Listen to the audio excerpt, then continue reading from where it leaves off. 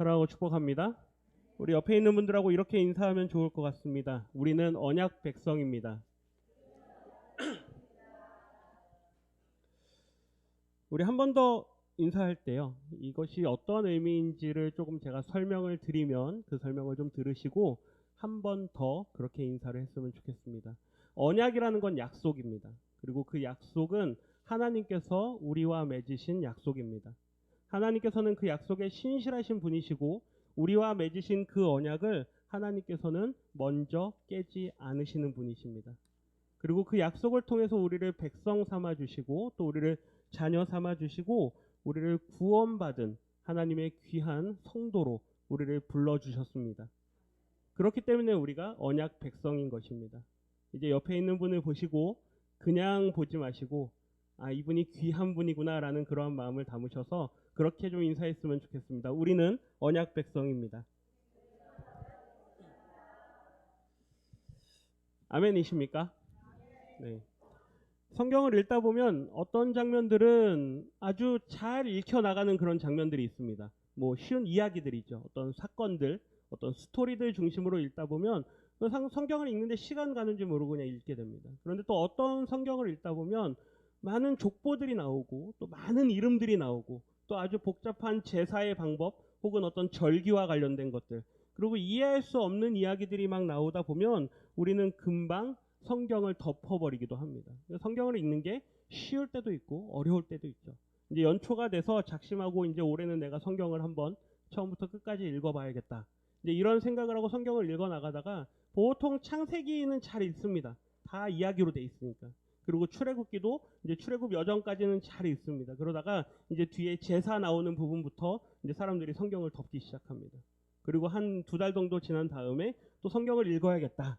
하나님께서 은혜를 주시는 거죠. 그러면 다시 어디로 갑니까? 창세기로 다시 돌아갑니다. 뭐 이렇게 해서 창세기 출애굽기만 반복하는 분들이 많습니다. 오늘 우리가 읽은 본문 말씀도 사실 우리를 좀 힘들게 하는 본문 중에 하나입니다. 아주 짧은 본문인데요. 아무 생각 없이 읽으면 그냥 쭉 넘어가 버리고 마는 그러한 본문인데 이 본문은 굉장히 중요한 의미를 담고 있는 본문입니다. 그냥 넘어가도 될 법했는데 그리고 기록하지 않았어도 될 법했는데 그러한 이야기를 굳이 오늘 성경의 말씀에 담아서 우리로 하여금 읽게 하셨습니다. 그 이유가 어디에 있는지 오늘 말씀들을 함께 생각해 보면서 그 이유를 깨닫고 그래서 우리가 언약 백성이구나 이것을 더욱더 깊이 알아가시는 귀한 시간이 되기를 부탁드립니다. 오늘 본문 말씀의 제목은 우리는 언약 백성입니다입니다. 제가 서론에 계속해서 반복해서 말씀드리는데요. 중요한 표현이기 때문입니다. 성경에서 아주 중요한 언급으로 또는 중요한 어떤 그러한 단어로서 우리에게 주어진 그러한 말씀이기 때문입니다.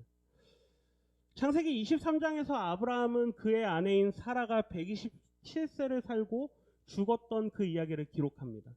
사라는 127년을 살았습니다. 그리고 아브라함은 자신의 아내를 장사하기 위해서 이제 막벨라 굴을 돈을 들여서 그 무덤을 사게 됩니다. 그리고 아내를 그곳에 장사하죠. 그리고 나서 24장에 보면 이제 아브라함이 그의 아들 이삭이 나이가 40세가 되어서 이제 그의 아내가 될 사람을 얻으려고 하는 며느리를 보는 거죠. 그러한 이야기를 기록하고 있는 것을 창세기 24장에서 볼 수 있게 됩니다. 사라가 죽을 때 아브라함의 나이는 137세였습니다. 이 내용들을 조금 더 생각해 보면 아브라함은 죽을 때까지 38년을 더 살게 된다는 얘기입니다. 그러니까 38년 동안 어떤 일이 있을까? 38년 동안 성경은 우리에게 2가지 모습을 보여주는데요. 하나는 이삭이 결혼하는 장면을 보여주고 또 하나는 아브라함이 오늘 우리가 읽은 말씀인 후처를 맞이하는 장면을 보여줍니다. 굉장히 독특합니다. 아브라함의 아들 이삭이 장가가는 장면은 굉장히 의미가 있죠. 하나님께서 내가 너의 씨로 번성하게 할 것이다. 그렇죠? 네, 그 약속을 주셨기 때문에 이삭이 이제 장가를 간다라고 하는 것은 그에게 자손이 생길 거라고 하는 것을 보여주는 것입니다. 기대할 수 있는 것이죠. 근데 이삭이 장가간 것만으로 끝나는 게 아니라 그렇게 해서 아름답게 아브라함이 역사에서 퇴장하는 것만으로 그렇게 기록되지 않고 그 이후에 아브라함이 다시 장가를 가는 쉽게 말하면 재혼을 하는 그러한 말씀이 오늘 본문에 기록되어 있습니다. 한번 생각해 보십시오. 아브라함이 그의 아들 이삭을 위해서 며느리를 구하려고 할 때 얼마나 그것에 신중에 신중을 기하는지 모릅니다. 자기의 종이었던 엘리에셀, 한때 자기의 양자로까지 삼으려고 했던 아주 충직한 사람, 그 사람을 이곳 자신이 살고 있는 가나안 땅에서 며느리를 구하게 하지 않고 저 멀리, 우리가 오늘 본문 말씀 1절 말씀에 보면 이렇게 기록하는데요. 후처를 맞이하기 위해 죄송합니다. 그 아브라함이 어디로 보내냐면요, 많은 자신의 고향으로 그 종을 보냅니다. 그래서 자신의 고향으로 보내서 내 아들의 며느리가 될 사람을 데려오게 하라. 그러니까 그냥 이곳 가까운 데서 쉽게 구해라 이렇게 하는 것이 아니라 멀리까지 보냅니다. 굉장히 신경을 쓰고 있는 것이죠. 이 땅 가운데, 가나안 땅 가운데에서 내 며느리가 될 사람을 구하지 마라. 그리고 이 아브라함의 종은 또 어떻습니까? 그 역시도 그냥 아무나 대충 데리고 오지 않습니다. 하나님 앞에 기도하고 그의 주인인 아브라함이 믿었던 그 하나님, 그의 신앙을 그대로 이어받아서 하나님께 기도하면서 내 주인의 며느리가 될 사람, 내 주인의 아들의 귀한 아내가 될 사람을 아주 적절하게 만나게 해주십시오. 아주 신중하고 진지한 자세로 그의 아내가 될 사람, 리브가를 만나게 됩니다. 이것만 생각해 보면 분명히 하나님께서 아브라함을 통해서 약속하신 이삭을 통해서, 그리고 그 후손을 통해서 이제 번성하게 할 것이다라는 그 약속이 이제 아름답게 이루어지는가 보다, 이렇게 생각할 만하죠. 근데 오늘 본문 말씀은 앞서 말씀드린 것처럼 그렇게 끝나지 않고 아브라함의 마지막 한 장, 25장의 이야기를 우리에게 보여주면서 아브라함을 역사에서 퇴장하게 보여줍니다. 한번 본 말씀을 다시 한번 보겠습니다. 오늘 25장 1절 말씀입니다. 우리 같이 한번 읽어보겠습니다. 아브라함이 후처를 맞이하였으니 그의 이름은 그두라라. 아브라함의 나이가 약 한 140세 정도 이제 되었을 겁니다. 그 이상일지도 모르죠. 아브라함은 175세에 그의 생을 마감합니다. 그러니 이제 그가 죽기까지, 하나님 앞에 부름을 받기 전까지 이제 그의 남은 인생은 약 한 35년 정도입니다. 그 35년 동안 성경은 우리에게 무엇을 보여주느냐? 오늘 이 25장에 아브라함이 재혼했더라, 이 이야기를 우리에게 보여줍니다. 은혜가 되십니까? 아멘 하시면 안 됩니다. 이거 은혜가 되는 이야기가 아닙니다. 앞에 24장까지는 이삭이 결혼할 거다 이제, 그리고 그를 통해서 자손이 많이 나올 거다, 이런 것들을 막 기대하면서 이제 아브라함이 하나님께서 부르셨다, 그래서 그가 천국에 갔다, 이제 이삭의 이야기가 펼쳐지면 우리는 아주 자연스럽게 아멘 하면서 성경을 읽을 수 있습니다. 은혜가 되십니까? 아멘 하시면 안 됩니다. 아멘이 아닙니다. 이거는 아브라함이 지금 뭐 했다고요? 후처를 맞았다고요. 그의 나이 몇 세요? 140세 가까이 되어서 이제 갈 날이 얼마 남지 않았는데 그가 결혼을 하게 됩니다. 노망이 들었을까요? 아닙니다. 그가 외로웠을까요? 아닙니다. 우리가 성경을 읽을 때 한 가지 중요한 게 생각하셔야 되는 게 있는데, 성경에 기록되어 있는 어떠한 사건이든 아주 작은 사건 하나라도 그것이 기록된 이유가 있습니다. 그냥 우리 인간적인 생각으로 아브라함이 외로웠나 보다, 그가 이제 좀 돌봐줄 사람이 필요했나 보다, 이렇게 성경을 읽으시면요, 이것은 하나의 소설밖에 되지 않습니다.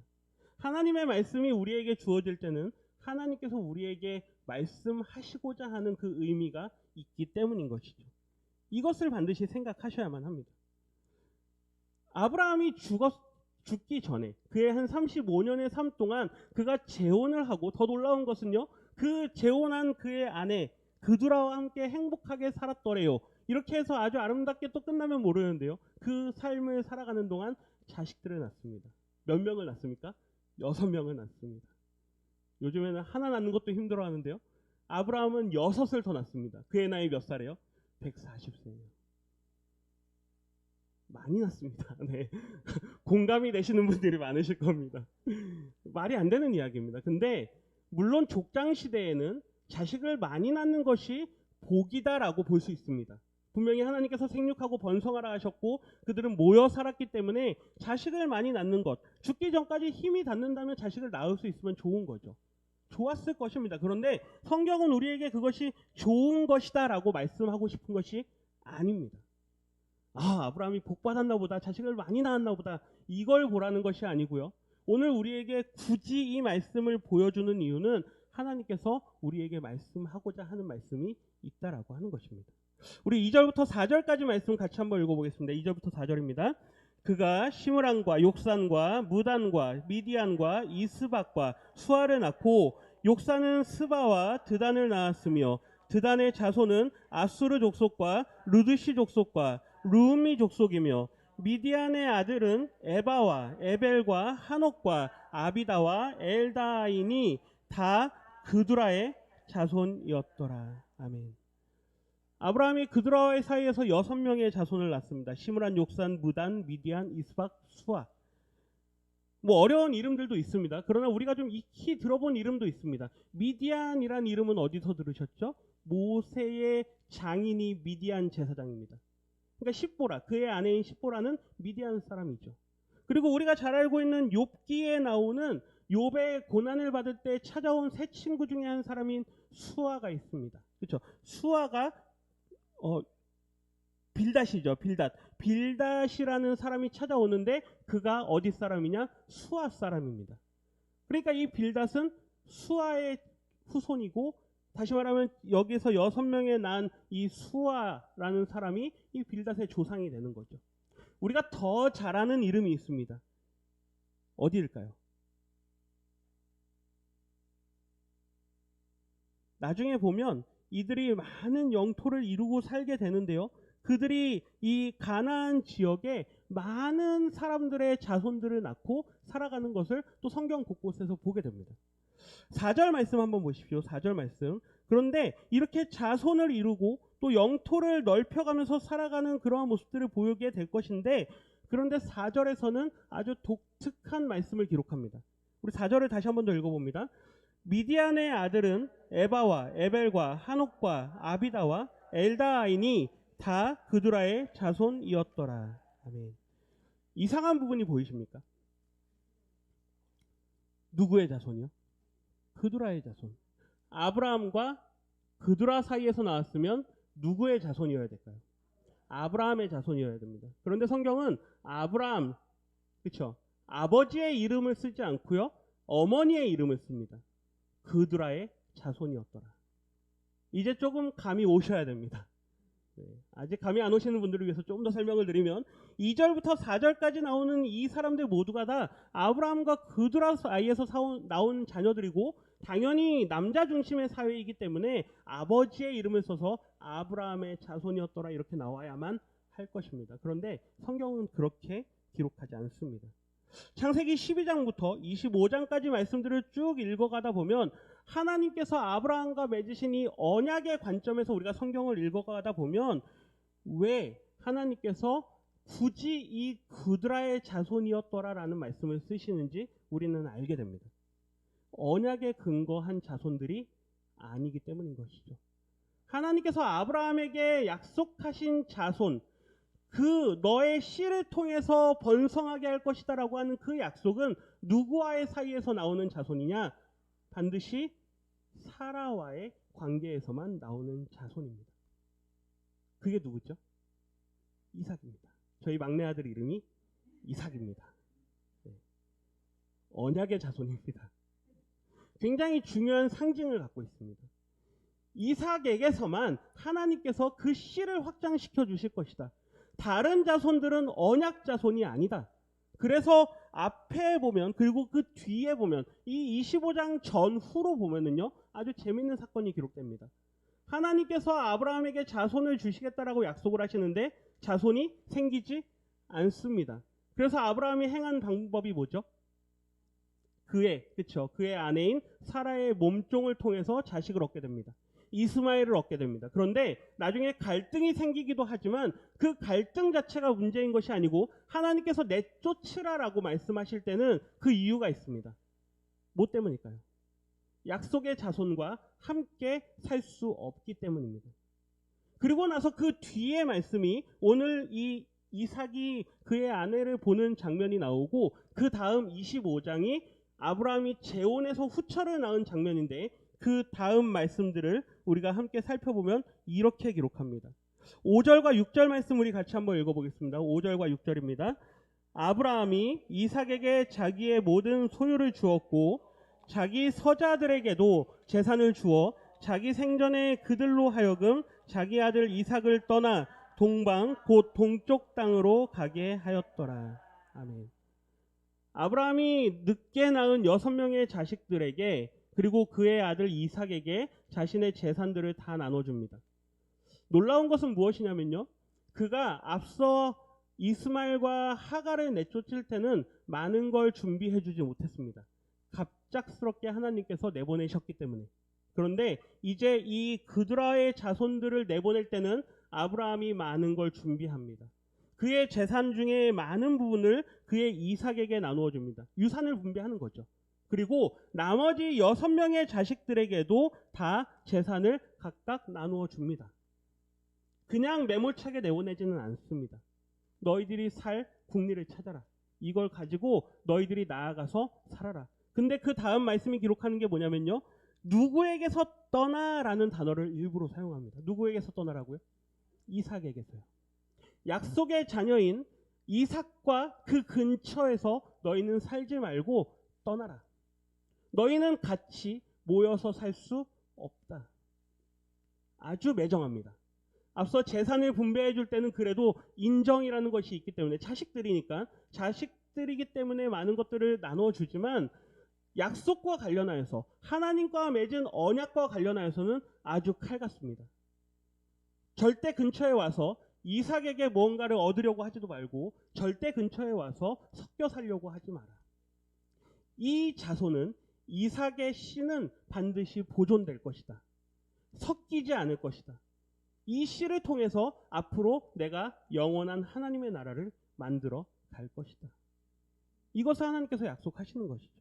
근데 굉장히 문학적인 장치가 하나 있습니다. 그 6절 말씀 뒷부분에 보시면 동방이라는 단어가 나옵니다. 곧 하면서요, 어느 쪽으로 가라고요? 동쪽 땅으로 가라고요. 성경을 읽으신 분들은 뭔가 하나 딱 감이 오실 겁니다. 아담이 에덴에서 범죄했을 때 어느 쪽으로 나갔죠? 동쪽으로 나갔습니다. 하나님께서 에덴 동산의 동편에 도는 불검을 세워 놓으셨습니다. 왜요? 그쪽으로 들어오지 못하게 하기 위해서 동쪽 편으로 나가게 했습니다. 점점점 인생들이 하나님 앞에 범죄하면서 동쪽으로 확장해 나갑니다. 그래서 동쪽 방향이라는 것은 언제나 성경에서는 하나님과 멀어지는 방향을 상징합니다. 하나님의 언약과 관련하여서 언약 백성들은 언제나 하나님을 중심으로 하여 살아갈 것이지만 하나님의 언약과 멀어지는 자녀들은 언제나 동쪽으로 나아가게 됩니다.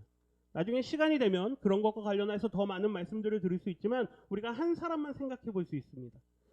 아브라함의 조카 누구죠? 그렇죠. 그들의 재산이 많아졌습니다. 양들을 함께 섞여서 키울 수가 없게 됩니다. 그렇기 때문에 아브라함이 이야기를 합니다. 너는 너가 가고자 하는 방향을 정해라. 그러면 나는 너와 반대 방향으로 갈 것이다. 그랬을 때 롯이 어떻게 합니까? 방향을 둘러봅니다. 그리고 가장 좋아 보이는 방향을 정하는데 그쪽이 어디입니까? 동쪽입니다. 우리 창세기 13장 11절 말씀 같이 한번 읽어보겠습니다. 창세기 13장 11절입니다. 같이 읽습니다. 그러므로 롯이 요단 온 지역을 택하고 동으로 옮기니 그들이 서로 떠난지라. 동쪽으로 나아갑니다. 그 땅에는 어디가 있죠? 소돔 땅이 있습니다. 인생들이 하나님과 멀어지는 방향은 언제나 동쪽 방향입니다. 그래서 나중에 이스라엘 백성들이 출애굽하여서 어디로 들어갈 때요? 가나안 땅으로 들어갈 때 어떻게 움직이는지 한번 보십시오. 애굽에서, 이집트에서 나와서 동쪽으로 이동합니다. 그랬다가 동쪽에서 다시 서쪽으로 들어갑니다. 이해가 되십니까? 동쪽 방향에서부터 서쪽 방향으로 들어가는 것을 아주 상징적으로 하나님께서 그렇게 이동시킵니다. 그리고 예루살렘 성전의 문의 방향도 그렇게 되어 있습니다. 그러니까 동편으로부터 서쪽 방향으로 들어온다라고 하는 것이죠. 우리 인생들이 하나님과 멀어지는 것을 보여주는 것이 동쪽 방향이라고 한다면 오늘 이 창세기 25장에 하나님께서 아브라함을 통하여서 그드라와의 사이에서 나온 자식들은 다 동쪽으로 보내라라고 말씀하신 그것은 하나님께서 반드시 언약과 관련하여서 이삭을 보존하시기 위하신다라고 하는 것을 우리에게 이 문학적인 장치를 사용해서 보여주고 있다라고 하는 것입니다. 이것을 쉽게 깨달을 수 있을까요? 어렵습니다. 그렇죠? 아무 생각 없이 성경을 읽어나가다 보면 이런 것들을 우리는 이해하기 힘듭니다. 그러나 유대인들은 그리고 성경을 아주 가까이 봐왔던 그들의 문화 속에서 이 성경을 읽어나가는 사람들은 이러한 것들을 쉽게 이해합니다. 그래서 이러한 설명들이 필요한 것이죠. 그럼 오늘 본문을 통해서 우리가 깨닫게 되는 것은 무엇입니까? 아브라함의 한 사람의 인생을 통해서 하나님께서 아브라함과 언약을 맺으셨고 이제 그 맺은 언약이 이삭을 통해서 확장되어지고 오늘 우리 모두가 다 하나님과 맺은 언약 백성이 되어진다라고 하는 것.